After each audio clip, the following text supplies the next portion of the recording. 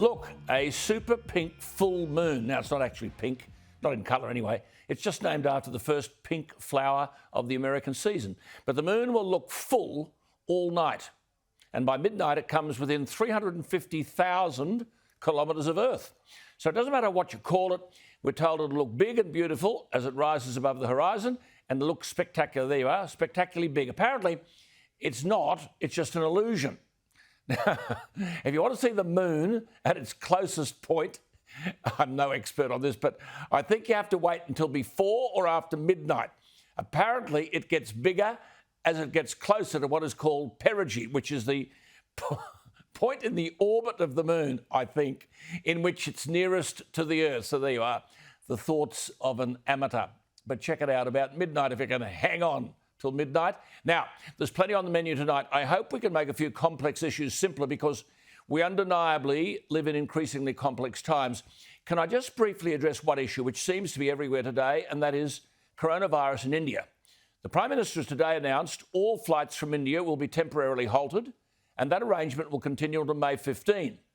And as proof of the substandard health system that is India, we're sending 500 ventilators, 1 million surgical masks and 500,000 protective and surgical masks. No epidemiological evidence that masks achieve anything, but that's another story. A few facts might help. We keep being told in this crisis in India there are 350,000 daily infections. My concern for Australians in India is the outright alarmism.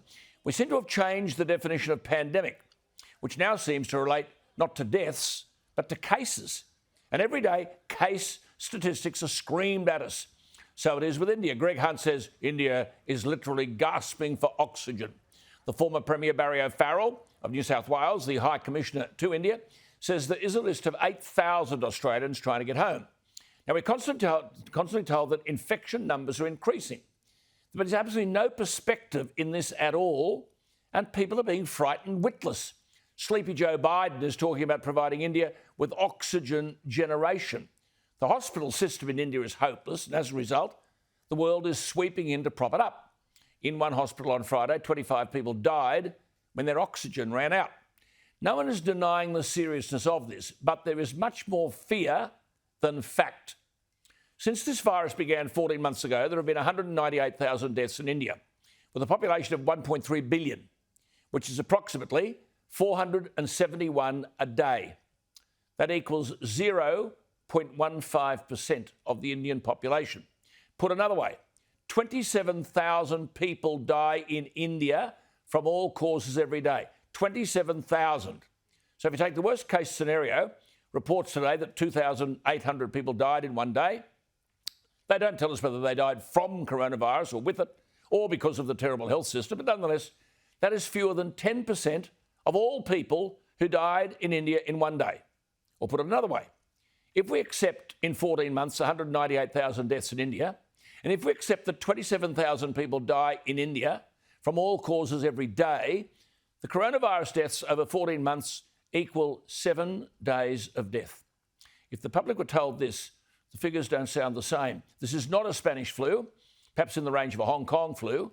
Lockdowns, as many world authorities have argued, are unsuitable for respiratory viruses. You can't eradicate such viruses, to say nothing of whether or not the diagnostic tools like PCR tests are accurate. But we need to gain some sanity here before we destroy everything. And fear is a powerful agent of destruction. We should throw the models out the window and stick with the facts. The facts are what I've just given you. There are 1.36 billion people in India, a terrible health system. 27,000 people die in India from all causes every day. In 14 months, India have allegedly recorded 198,000 deaths from or with coronavirus, which is approximately 7 days worth of annual deaths in India. Why the media don't tell us these figures, or the government, I have no idea.